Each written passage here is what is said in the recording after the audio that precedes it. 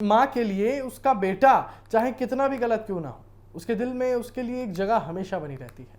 लेकिन जब वही बेटा अपराध, पुलिस कार्रवाई और एनकाउंटर जैसी सुर्खियों का हिस्सा बन जाए तो एक माँ के भीतर कितनी दर्द और कितना जो है वो बेबसी होती है, इसकी झलक प्रभास मंडल एनकाउंटर मामले में सामने आए एक बयान से देखने को मिली।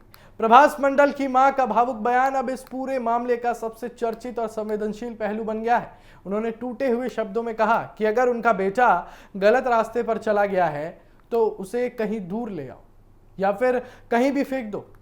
ये बयान केवल एक मां की पीड़ा नहीं बल्कि उस मानसिक संघर्ष की तस्वीर है जिससे अपराध में फंसे लोगों के परिवार गुजरते हैं। प्रभास मंडल से जुड़े एनकाउंटर मामले ने पहले ही कई सवाल खड़े कर दिए हैं। पुलिस का कहना है कि कार्रवाई कानून के तहत की गई, जबकि परिवार की ओर से इस पूरे घटनाक्रम को लेकर अलग अलग दावे किए जा रहे हैं। और इसी बीच ये मां की भावुक प्रतिक्रिया ने पूरे मामले को एक नया मानवीय पहलू दे दिया है। उनका कहना है कि उन्होंने कभी नहीं सोचा था कि उनका बेटा ऐसी राह चुन लेगा जहां उसका नाम अपराध और पुलिस कार्रवाई के साथ जोड़ा जाएगा। उन्होंने अपने बयान में यह भी संकेत दिया कि परिवार लंबे समय से इस स्थिति से मानसिक रूप से परेशान था। मां के शब्दों में गुस्से से ज्यादा दर्द दिखाई देता है। उनका कहना है कि एक मां अपने बच्चे के लिए हमेशा अच्छे भविष्य का सपना देखती है, लेकिन जब वही बच्चा गलत रास्ते पर चला जाता है तो सबसे पहले परिवार ही टूटता है। उन्होंने कहा कि अब उनके पास कहने के लिए कुछ नहीं बचा है। अगर उसने सच में अपराध किया है तो कानून अपना काम करे।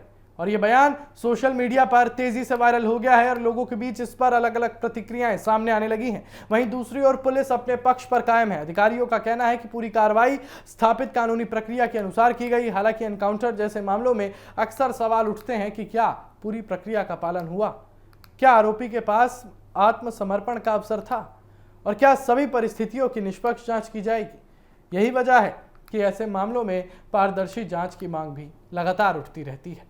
परिवार की ओर से भी कई सवाल उठाए गए हैं। उनका कहना है कि पूरे घटनाक्रम की निष्पक्ष जांच होनी चाहिए ताकि स्पष्ट हो सके कि वास्तव में हुआ क्या।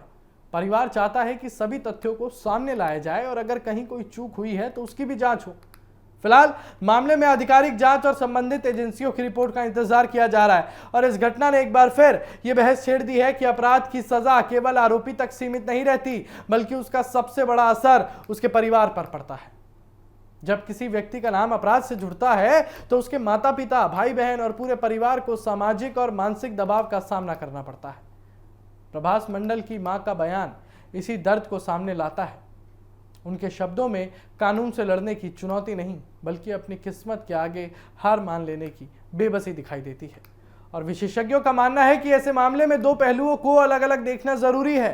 पहला, अगर किसी व्यक्ति पर गंभीर आरोप है तो कानून के अनुसार कार्रवाई होना आवश्यक है। और दूसरा, हर पुलिस कार्रवाई की निष्पक्ष और पारदर्शी जांच भी उतनी ही जरूरी है ताकि न्याय होता हुआ भी दिखाई दे। और यही लोकतांत्रिक व्यवस्था की मूल भावना है। सोशल मीडिया पर भी इस मामले को लेकर बहस तेज है। कुछ लोग पुलिस कार्रवाई का समर्थन कर रहे हैं तो कुछ निष्पक्ष जांच की मांग उठा रहे हैं। वही बड़ी संख्या में लोग प्रभास मंडल की मां के बयान को लेकर संवेदना व्यक्त कर रहे हैं। उनका कहना है कि अपराधी का फैसला अदालत और कानून करेगा, लेकिन एक मां का दर्द किसी भी कानूनी बहस से अलग होता है। ये मामला केवल एक एनकाउंटर की खबर नहीं रह गया है, यह उस सामाजिक सच्चाई को भी सामने लाता है जहां अपराध का रास्ता केवल एक व्यक्ति का जीवन नहीं बदलता बल्कि पूरे परिवार को गहरे संकट में डाल देता है।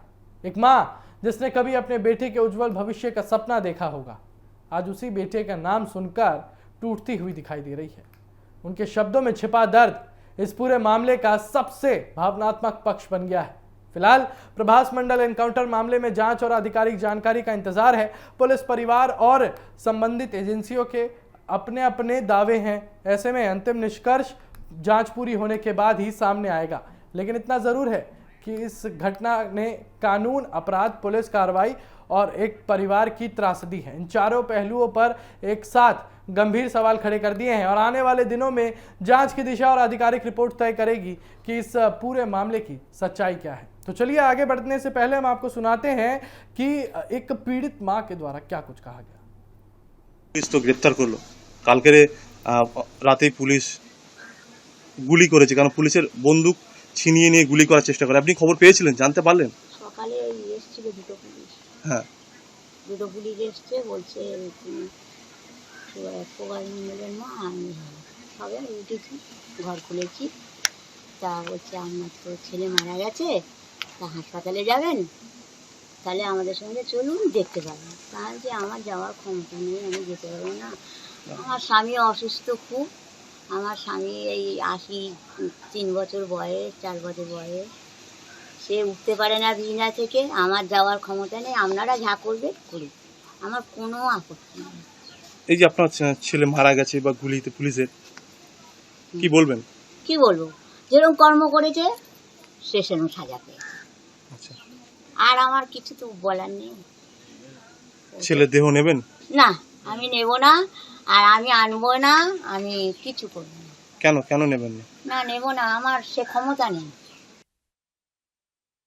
से एक माँ ने सीधे तौर पर यह कहा कि या तो आप मेरे बेटे को दफना दो या कहीं दूर ले जाकर फेंक दो। सोचिए, ये उस माँ का दर्द है जो बेटे के लिए भलाई भी चाहती है और साथ ही साथ एक अपराधी को वो इंसाफ भी, मतलब एक अपराधी जिसने अपराध किया है उसके लिए इंसाफ भी दिलाना चाहती हैं। यहाँ पर सोचिए कि ये सारी बातें अपने आप में पश्चिम बंगाल में बहुत ज़्यादा संवेदनशील मुद्दा लगातार बनता जा रहा है।